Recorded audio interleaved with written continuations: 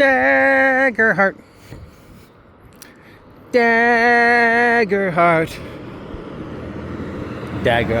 come and me want to go home.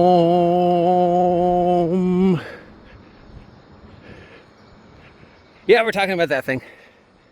A lot of hemming and hawing and talking about Daggerheart this week. Daggerheart even appeared in, Critical Role appeared in Rolling Stones this week, talking about the future of live play, tabletop role-playing game.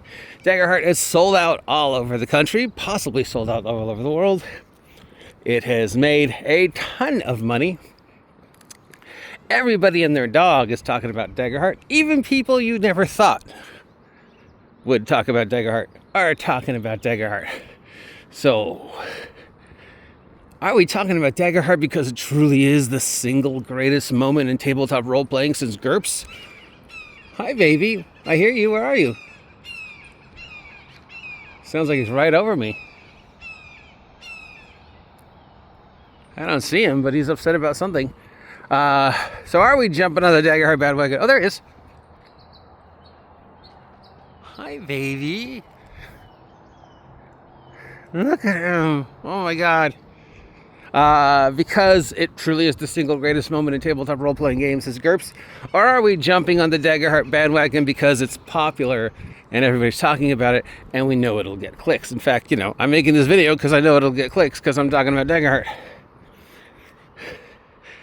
Probably more likely the second. Because let's face it, Daggerheart, when you look at it, is just a kitchen sink mishmash of a whole bunch of mechanics from other games stitched together. Yes. And the birds are out in the forest today. Stitched together to make the product that you see with some pretty art and the name recognition of Critical Role. Would it have been as big if Critical Role had not plastered their name all over it? If it had just been Steven doing Daggerheart? No, obviously not. So sold out all over the United States already. It's a top seller on every site. Everybody's talking about it. They even have an article in Rolling Stones. So what's going on? And then we have these people saying how Daggerheart will outlive D&D. Will Daggerheart be bigger than D&D? Daggerheart this, Daggerheart that, Daggerheart your mom. I'm very distracted by all the amazing birds we're seeing today. I apologize. So yeah, of course it's sold out. Of course it's the talk of the town. Of course it's the biggest thing since sliced bread. Were you expecting otherwise? It's Critical Role, and they're the single most important thing that's happened to tabletop role-playing games in the last 10 years. Love them or hate them, you cannot deny their impact on the tabletop role-playing game society. Their actions have single-handedly transformed the environment for the foreseeable future because they were brave enough to present a live play of their tabletop role-playing game in such a way as to make it approachable to normal people, because they were all professionals in the industry and they understood how the industry works. Mazel tov. You can love them, hate them, but you can't deny what they did. And they're doing the exact same thing with Daggerheart. Lots of other people have come out with D&D killers, but so far they're the only one that is being consistently successful because they're people in the industry and they know how the industry works and they milk that to their advantage. So yes, it is sold out. Yes, at this moment in time, it is making more money than Dungeons and Dragons. Short term. Yes, right now at this moment, it is bigger than Dungeons and Dragons 6th edition. Short term. Where will it be in 6 months? Where will it be in a year from now? Yeah, it's the biggest Dungeons and Dragons killer that's come down the pike. And it's probably bigger than Shadow Dark because of name recognition. But it's not Daggerheart that's selling it. It's Critical Role that's selling it, which I have been saying since day one. Daggerheart will rise and fall because of the fans. And right now it's rising because of the fans. Where will it be in 6 months? Don't know. But is it going to outlive Dungeons & Dragons? Absolutely not. Morning. Oh, hello, punk rock girl. Morning. Morning. Name any other D&D killer that has outlived Dungeons & Dragons. You can't outlive Dungeons & Dragons. You can't kill Dungeons & Dragons because it is now just too ingrained, interweaved in the collective unconsciousness of pop culture of the world.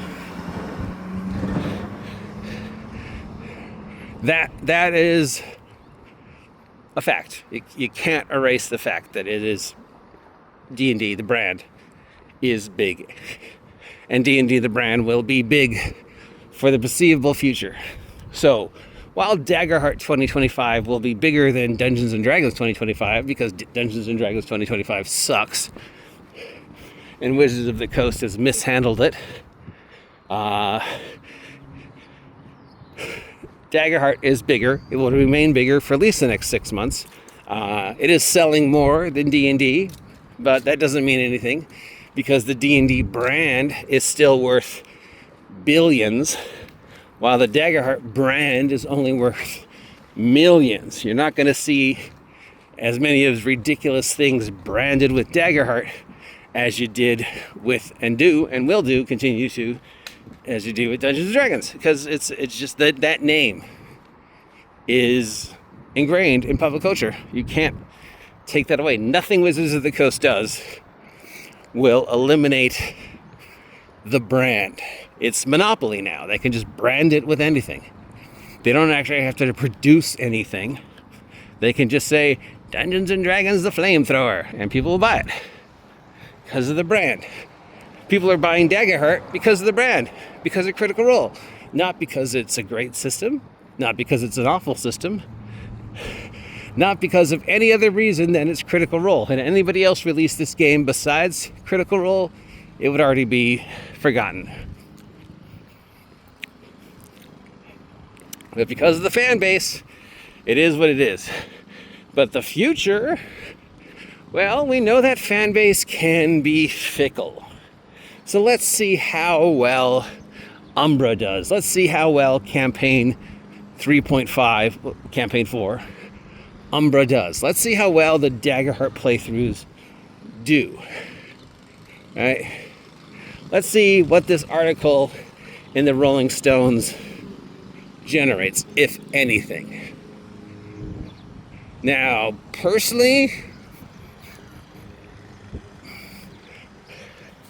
I think they can handle it well enough. If they handle it the way I think they will, should, the way industry pop culture works, Daggerheart maybe has a 2-year, 4-year lifespan.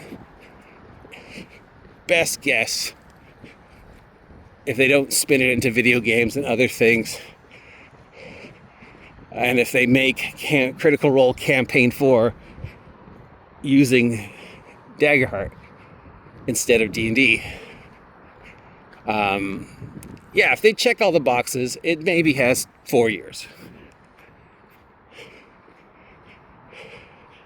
But beyond that initial 2 to 4 year golden parachute that they have built into it, I don't know if it has the legs to stand on its own going into the 2030 tabletop role-playing game wars. Or to take it into the future the way you can take D&D into the future. You know, we can monopolize D&D ad infinitum forever. I don't know how it's monopolization, merchandisation, branding will. Right now, it's kicking ass. And that was expected. A year from now, well, the Critical Role fan base is toxic and they are fickle. It really depends upon again, the story they tell with Umbra. And if that story is attractive enough to maintain the same level of investment that Critical Role, Campaign 2, and stuff has, you know? You're looking for that golden ratio, that perfect moment of, you know, the second half of Campaign 1, all of Campaign 2, and the beginning of Campaign 3 before it petered off. That 2018 through 2023 golden rainbow. That's the goal, is that Daggerheart can pull off that much level of fan recognition, which right now is doing it.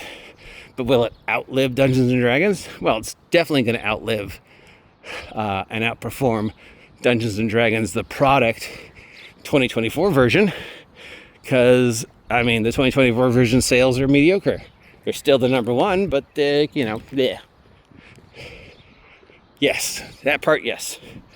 But again, in closing, it won't outlive the D&D branding. I don't see how you could brand Daggerheart to the same level of pop cultural relevance as you did D&D, because D&D is 50 years of work, 50 years of stories, 50 years of people, 50 years. It took 50 years for us to have those amazing moments. And, you know, our pop culture relevance of the hobby is as ingrained with positive things as it is ingrained with negative things.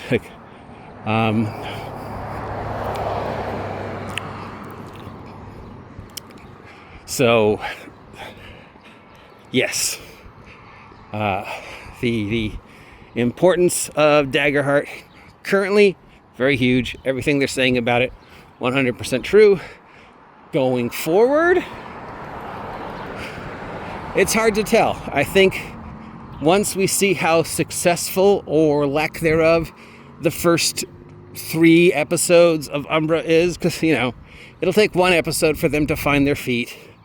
And then the second episode, they'll start developing the inter-party framework.